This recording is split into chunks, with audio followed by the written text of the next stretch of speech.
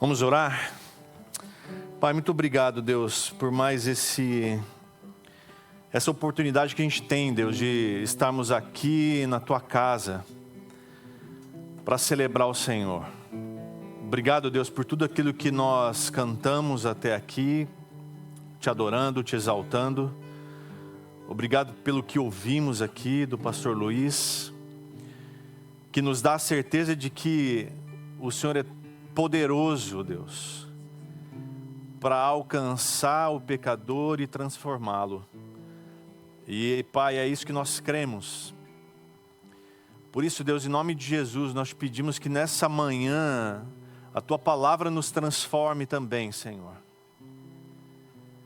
Que haja poder, Senhor, do alto aqui hoje, para convencer o pecador e trazer vida. Uma vida que vale a pena viver, uma vida abundante, que só há em Cristo Jesus. Por isso, Senhor, em nome de Jesus, pedimos que a Tua palavra, Senhor, fale ao nosso coração nessa manhã. Para a honra e glória do Senhor. Amém, Deus. Amém. Amém, queridos. Hoje a gente termina a nossa série. A série sobre vidas transformadas, relacionamentos profundos. E nós falamos já sobre o nosso relacionamento com Deus, na nossa primeira mensagem dessa série. Depois o nosso relacionamento conosco mesmo. Depois o nosso relacionamento com o nosso irmão. E hoje o nosso relacionamento com os nossos inimigos, com os nossos desafetos. Toda a série está baseada em Romanos capítulo 12. Então, se você puder abrir a sua Bíblia em Romanos capítulo 12. Quem ouviu as 4 mensagens? Amém. Glória a Deus. 5 pessoas. Graças a Deus. Amém por isso. Que Deus faça você ouvir essa aqui também. Que Deus não te leve agora. Imagina se perder a última. Muito bem, a gente está falando sobre relacionamentos, né?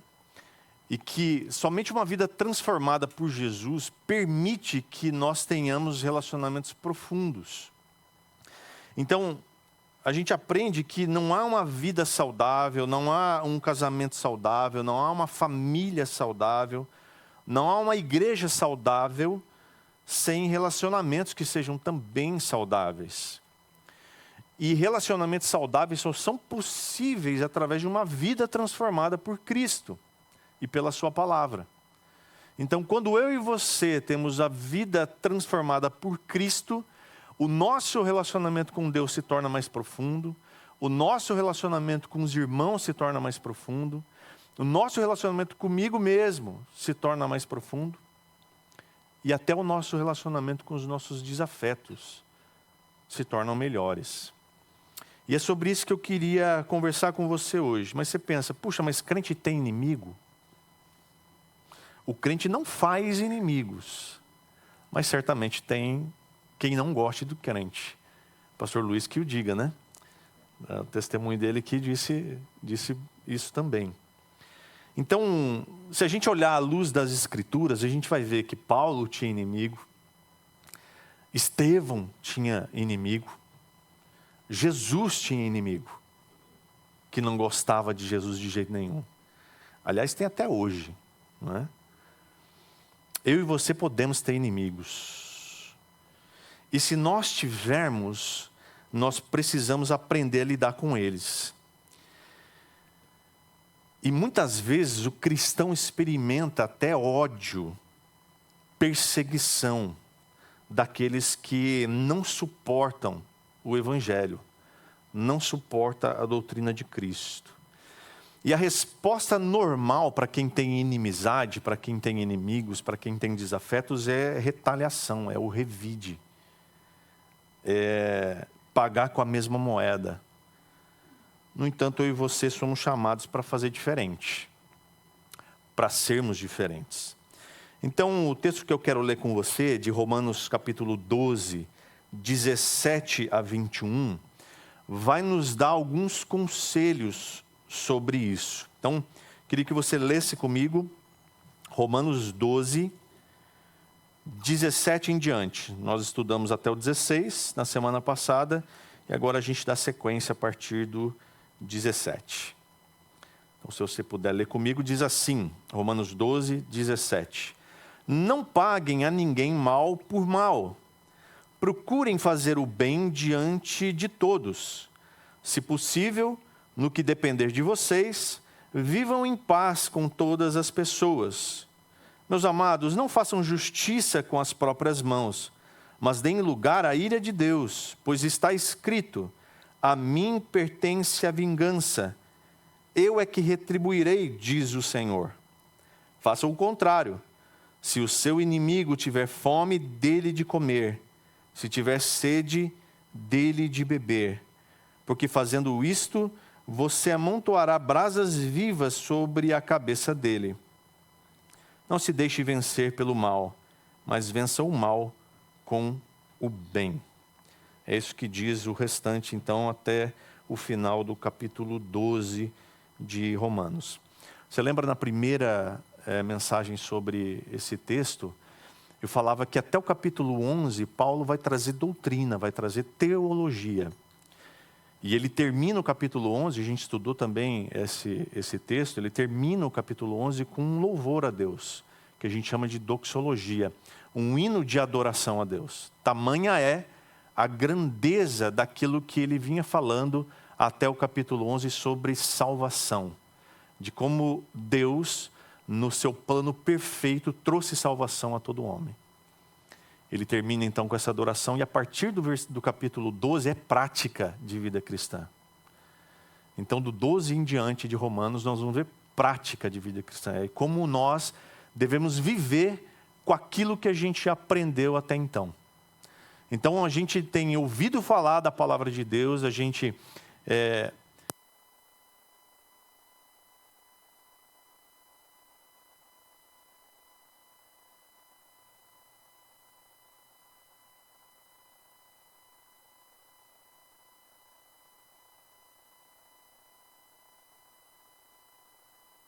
Amém. Então a gente tem ouvido falar aqui sobre a palavra de Deus, a gente lê a palavra de Deus, mas se a palavra de Deus não tornar prática na nossa vida, não se tornar prática, de nada adianta, meus irmãos. Porque é assim que Jesus termina o Sermão do Monte, dizendo que o homem prudente é aquele que ouve as suas palavras e a coloca em prática. Então sua casa espiritual, a sua vida espiritual, ela é resistente às intempéries da vida. Porque os alicerces dessa vida estão profundos na rocha que é a palavra de Deus, que é Jesus Cristo. Então é por isso que eu e você precisamos de relacionamentos profundos na nossa vida. Por isso que eu e você precisamos aprofundar o nosso relacionamento com Deus, o nosso relacionamento com os nossos irmãos, conosco mesmo e até com os inimigos. Precisamos disso. E, de novo, repito, só é possível através de uma vida transformada. Então, o primeiro conselho que a gente tem aqui de Paulo está no verso 17, onde ele diz: não retribua o mal com o mal. Então, Paulo começa essa parte do texto dizendo que a gente não deve pagar ou retribuir o mal praticando o mal. Parece óbvio, mas acontece. Acontece com certa frequência. Tem muita gente que retribui o mal com o mal. E Paulo está dizendo aqui, o primeiro conselho, a primeira regra aqui desse texto é: não retribua o mal com o mal. O cristão não deve ser vingativo. Ele não deve pagar na mesma moeda. Ele não deve dar o troco. Ele não deve fazer coisa semelhante a isso. Porque o caráter e o comportamento do cristão, ele nunca deve estar abaixo dos padrões que são estabelecidos pelo Evangelho. Que a síntese é perdão. Então, se a síntese do Evangelho é perdão, por que nós, como cristãos que somos, devemos pagar o mal com o mal, sermos vingativos, dar o troco, pagar na mesma moeda, né? Então, porque se for assim, imagina você o quanto o cristão vai sofrer de zombaria, de chacota. Coisa que não acontece, na verdade. Ninguém aponta o dedo e fala assim, lá vai o crente, ó lá o crente, ó, se vingando, pagando o mal com o mal. Acho que você nunca ouviu uma história semelhante. Do crente se vingando. Do crente pagando o mal com o mal. Não, ele fez mal para mim, eu faço também. É justo.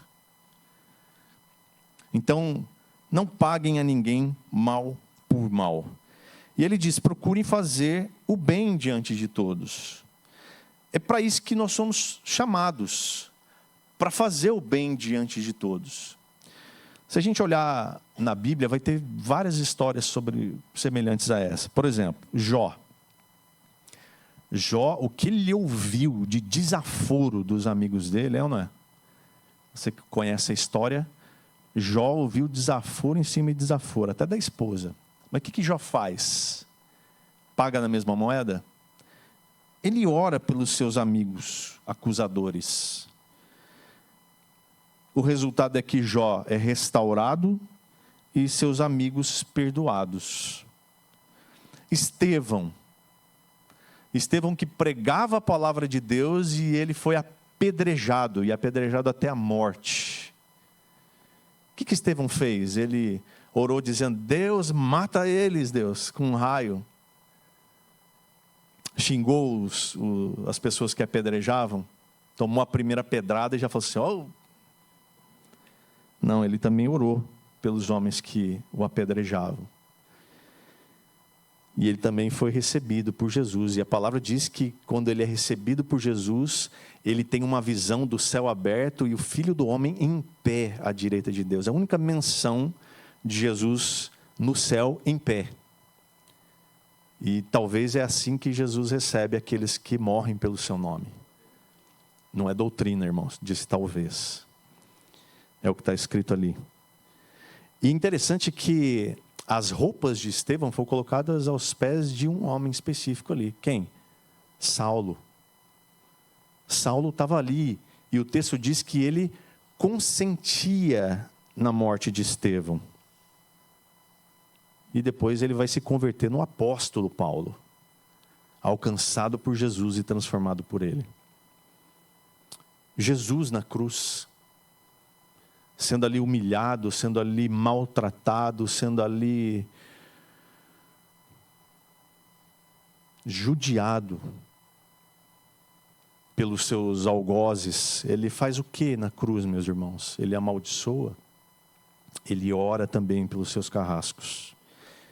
E ele, Jesus, foi então exaltado, para que todo aquele que nele crê receba a salvação.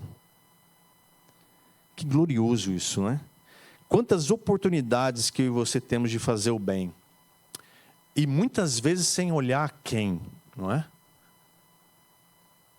Principalmente para aqueles que nem sempre desejam o nosso bem. Quantas vezes a gente tem a oportunidade de alcançar alguém com o nosso serviço, com as nossas bênçãos, e a gente não faz? Provérbios capítulo 3, verso 3 e 4, nos diz mais sobre esse verso 17 aqui. Diz assim, não deixe que a bondade e a fidelidade abandonem você. Olha só que interessante. Amarre-as ao pescoço, escreva-as na tábua do seu coração, e você encontrará favor e boa compreensão diante de Deus e das outras pessoas. Não deixe que a bondade e a fidelidade abandonem você. É isso que precisa estar no meu e no seu coração, meus irmãos. Todos os dias, a bondade e a fidelidade. Ele diz, amarre-as ao pescoço. É como se isso tivesse como sinal evidente na nossa vida. Bondade e fidelidade. As pessoas, quando olharem para mim e para você, precisam enxergar isso, porque está estampado em mim e você. Está amarrado no meu e no seu pescoço. Bondade e fidelidade. O segundo conselho que ele nos dá é busque a paz. no verso 18. Então Jesus já disse no Sermão do Monte: bem-aventurados os pacificadores, porque serão chamados filhos de Deus. Então o Filho de Deus, ou seja, o cristão, eu e você, deve buscar a paz. Precisa ser um pacificador. Paulo lhe diz aqui no verso 18: se possível, no que depender de vocês, vivam em paz com todas as pessoas. Sim, nós somos chamados e devemos viver em paz com todos. A palavra não está dizendo para mim e para você que, olha, vive em paz com quem é mais agradável, ou vive em paz com quem pensa igual a você, vive em paz com quem tem uma posição política igual a sua, vive em paz com quem é mais legal de lidar. A palavra nos encoraja a vivermos em paz com todas as pessoas. Só que Paulo ele coloca aqui duas qualificações. A primeira delas é se possível, e a segunda é no que depender de vocês. O se possível nos mostra aqui que nem sempre vai ser possível. Porque às vezes a verdade, meus irmãos, precisará prevalecer sobre a paz. Então a gente não deve manter a paz pelo sacrifício da verdade nunca. Se a verdade é comprometida, você precisa perseverar, prevalecer na verdade, mesmo que custe paz. Então presta atenção que não é a sua verdade, tá? Não é a sua verdade. É a verdade da palavra de Deus, da qual nós cremos ser regra de fé e prática. Então tem muita gente perdendo a paz por defender a sua verdade, a sua própria verdade. E isso é perda de tempo. Mas a verdade que temos nas nossas mãos como palavra de Deus, essa de jeito nenhum. Se a sua paz depende de omitir a verdade, ela não é paz, é medo, diz o poeta, né? Então, às vezes, meus irmãos, falar a verdade pode tirar a nossa paz. Por isso que ele disse possível. A verdade do Evangelho não se negocia. E ele diz, no que depender de vocês. Então Paulo sabia que viver em paz é mais fácil para uns do que para outros. Que para um se esforçar, dominar-se durante uma hora, é mais difícil do que para o outro que pode dominar por um dia inteiro, por exemplo. Tem gente que tem um pavio mais curto. Deus sabe disso. Paulo também, quando escreve isso. Mas no que depender de nós, nós precisamos viver em paz com todas as pessoas. A ideia aqui é a seguinte: não parta de você o conflito. De novo, o conflito que não tem a verdade comprometida. Mas não pode partir de nós esse conflito. Então, quando Paulo diz aqui, se possível, no que depender de vocês, vivam em paz com todas as pessoas, deve ser algo que precisa partir do nosso empenho, da nossa força de vontade, do nosso desejo de manter a paz com todas as pessoas. O terceiro conselho que ele nos dá é: deixe espaço para a justiça de Deus. No verso 19. Agora, nós somos aconselhados aqui, nesse verso 19, a deixar a justiça com quem de fato é um justo juiz. E que certamente fará justiça. Paulo começa essa frase dizendo, meus amados.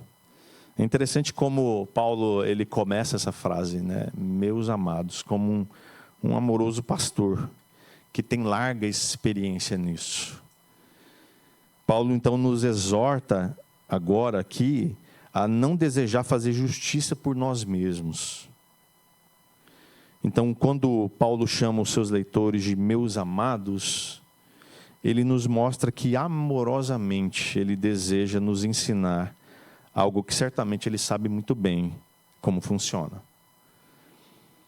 Em Atos 8, versículo 1, a gente vê que Paulo, como eu disse, consentia na morte de Estevão. Paulo achava que aquilo era justo.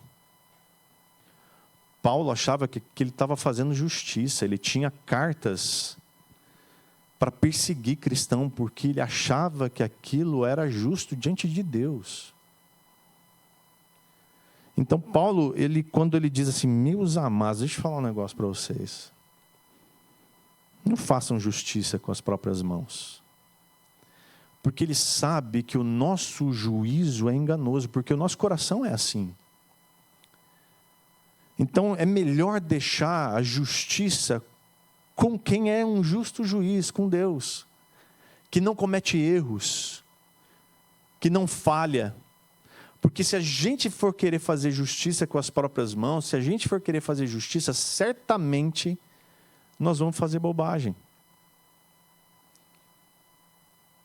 A gente vai fazer besteira.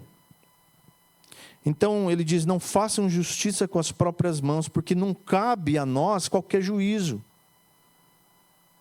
Nem com aqueles que a gente chama de desafeto, de inimigo. Puxa, mas ele é muito ruim, ele é uma pessoa difícil de lidar, uma pessoa assim, você não sabe, você não conhece, ele é complicado demais. Nem com ele você deve querer fazer justiça.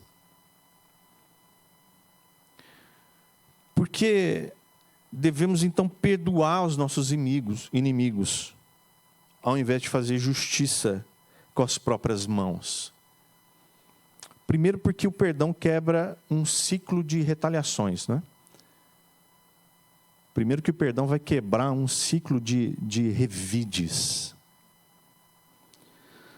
Segundo, porque pode levar o inimigo a se constranger e mudar de comportamento com você. E terceiro, porque pagar o mal com o mal vai ferir a gente tanto quanto o nosso inimigo. Pode ter certeza disso. Diz um pensador o seguinte, ele diz assim, devemos ser um povo perdoador, pois pagar o bem com o mal é demoníaco. Pagar o mal com o mal é retribuição humana, mas pagar o mal com o bem é graça divina. E Paulo diz, pois está escrito. E aí Paulo vai citar agora 2 textos bíblicos. Ele vai citar Deuteronômio 32, 35. E na sequência ele vai citar Provérbios 25, 21 a 22. Então Deuteronômio 32, 35 cita isso. Para que biblicamente eu e você, a gente possa enxergar que a vingança pertence ao Senhor. Então, palavra vingança aqui significa satisfazer a justiça. Olha que interessante. Fazer justiça a todas as partes. Então, a vingança pertence ao Senhor porque Ele satisfaz a justiça. E Ele é justo a todas as partes. Então, eu e você não temos essa condição de, com a nossa justiça própria, fazermos o papel de vítima e juiz, por exemplo. Nem tampouco de réu e juiz. Porque a justiça, como ela tem que ser, feita para todas as partes, somente Deus pode fazer. Só Ele satisfaz a justiça, porque Ele é justo. Então ele diz aqui, não façam isso, pelo contrário, e aí ele cita Provérbios 25, 21 e 22. Se teu inimigo tiver fome, dê-lhe de comer. Gente do céu, isso aqui é um negócio complicado, é ou não é?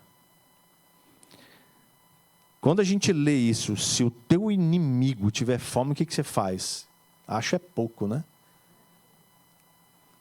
Mas a palavra de Deus diz para que a gente alimente ele.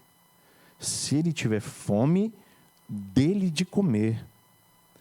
Às vezes nós permitimos que o nosso irmão passe fome, que dirá o inimigo. Às vezes a gente permite que o nosso irmão passe necessidades. Quanto mais o inimigo, a gente quer mais é que se exploda.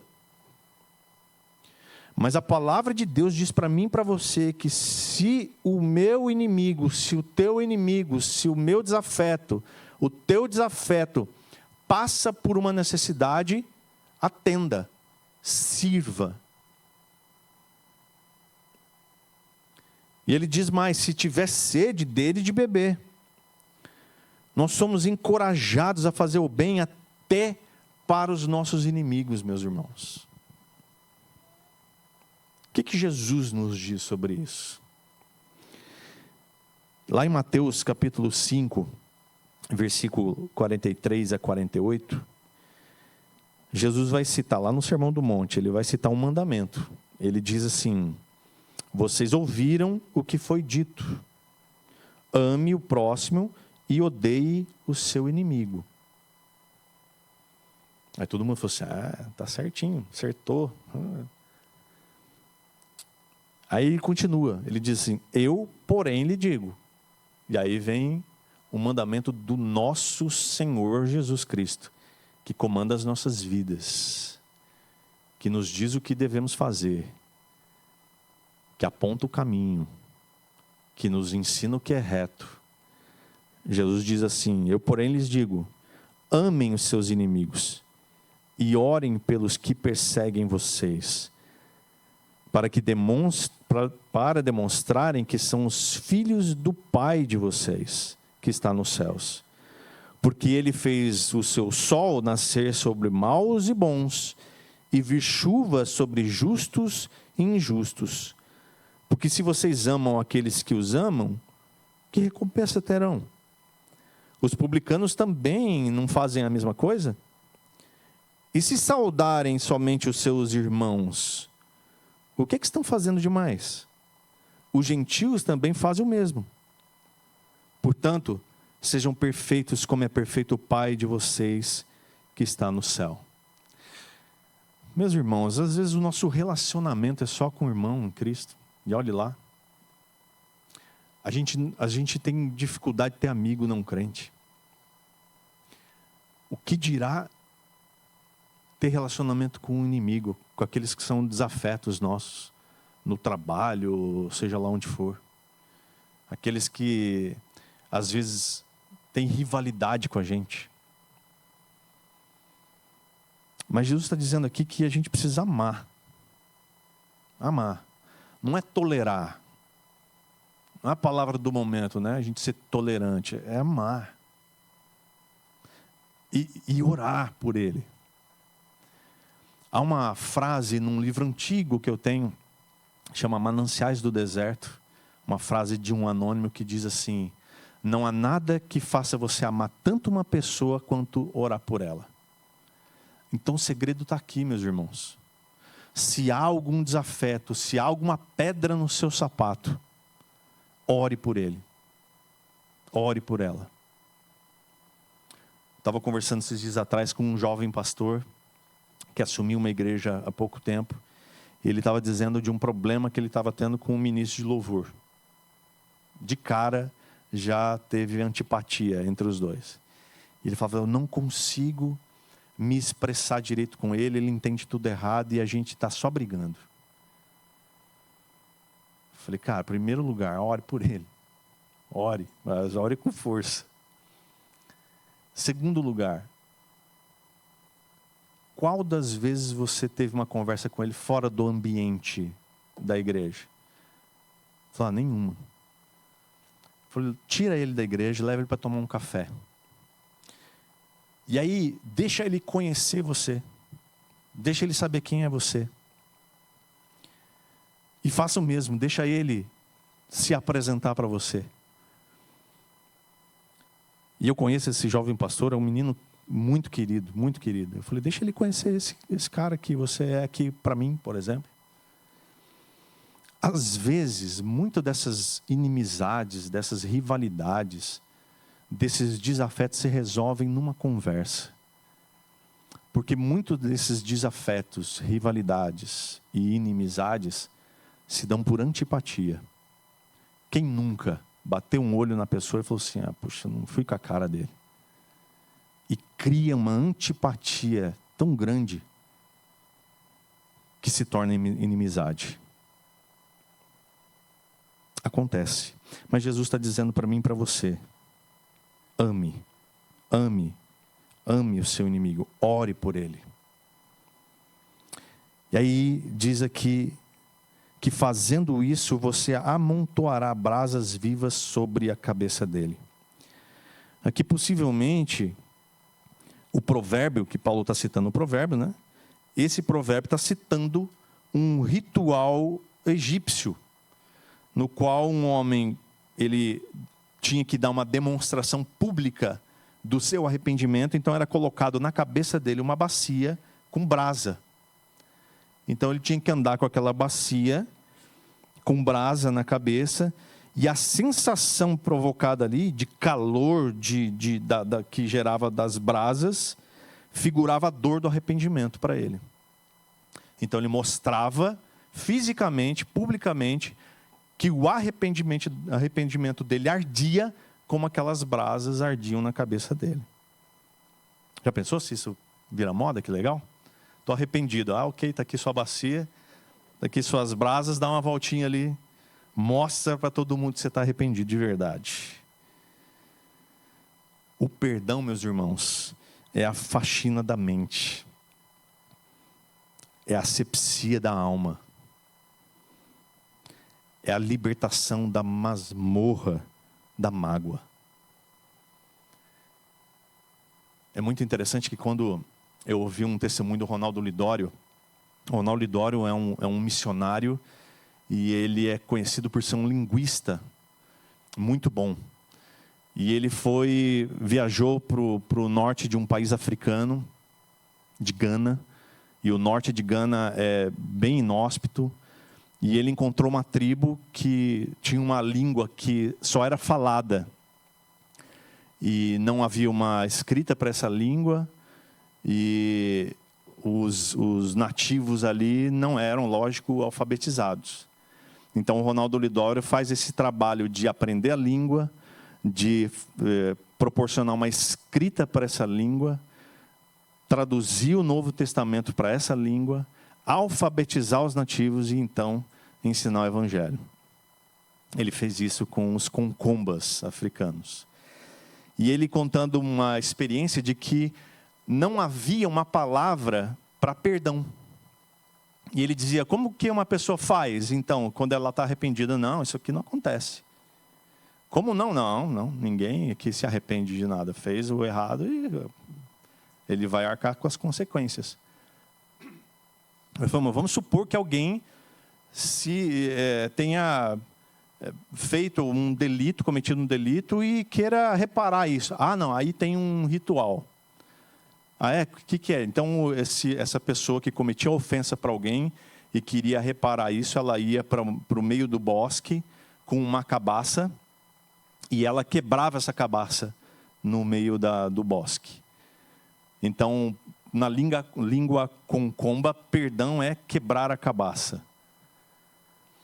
E aí ele traduziu o Novo Testamento como quebrar a cabaça. Você percebe que até numa cultura onde o perdão é pouco difundido, é pouco usado, existe algo ali que possa caracterizar isso. Porque sem perdão não tem evangelho. Porque foi isso que Jesus fez por mim e por você. Nos perdoou de todo pecado. E graças a Deus por isso. E ele termina dizendo, supere o mal com o bem. Esse é o último conselho dele, nos versos 20 a 21. Então, por fim, Paulo vai resumir os versos 19 e 20 numa frase que é essa: não se deixe vencer pelo mal, mas vença o mal com o bem. Ele termina Romanos 12 dessa forma. Então, nós não devemos ser derrotados pelo mal, mas a gente precisa vencer o mal com o bem. Diz um outro pensador mais antigo, de 1870, diz assim: não sejas vencido, ou seja, levado à vingança pelo mal, mas vence o mal com o bem, que mostras no teu íntimo. Ou seja, o teu bem faz com que o inimigo constrangido deixe de agir de forma maléfica contra você e se torne o seu amigo.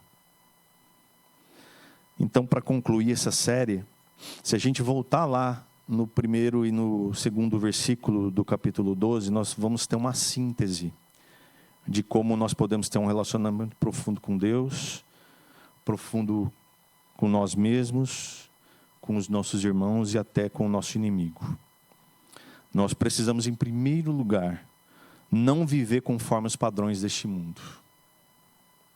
Em segundo lugar, nós precisamos deixar Deus nos transformar pela renovação da nossa mente. Ele quer dar para mim e para você a mente de Cristo, que é o que ele diz em 1 Coríntios capítulo 2, versículo 16.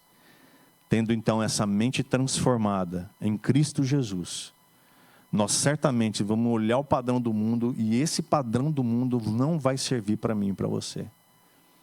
Então, com isso, meus irmãos, nós certamente teremos relacionamentos mais profundos. Não tenha dúvida disso. Só assim a gente pode experimentar a boa, perfeita e agradável vontade de Deus. Amém? Vamos orar? Deus, muito obrigado, Senhor, pela Tua palavra. Te louvo, Senhor, porque até aqui o Senhor tem nos ajudado, Pai, a compreender o nosso papel no reino de Deus. E o Senhor tem nos ajudado, Pai, a compreendermos que nós precisamos ter uma vida transformada por Ti. Nós precisamos, Deus, ter a nossa mente renovada em Cristo, para que só assim os nossos relacionamentos sejam mais profundos, para que a gente saia da superficialidade, para que o nosso relacionamento contigo seja profundo, para que o nosso relacionamento comigo mesmo seja profundo, para que o meu relacionamento com os meus irmãos seja profundo e até com os meus inimigos também se aprofunde, Senhor, e torne a inimizade numa amizade, Pai. Nós precisamos de Ti, Senhor, porque sozinhos isso não é possível. Então, Pai, em nome de Jesus, nos abençoa, nos agracia, Deus, para que a gente possa, Senhor, ter uma vida santa diante do Senhor. Em nome de Jesus. Amém, meu Deus.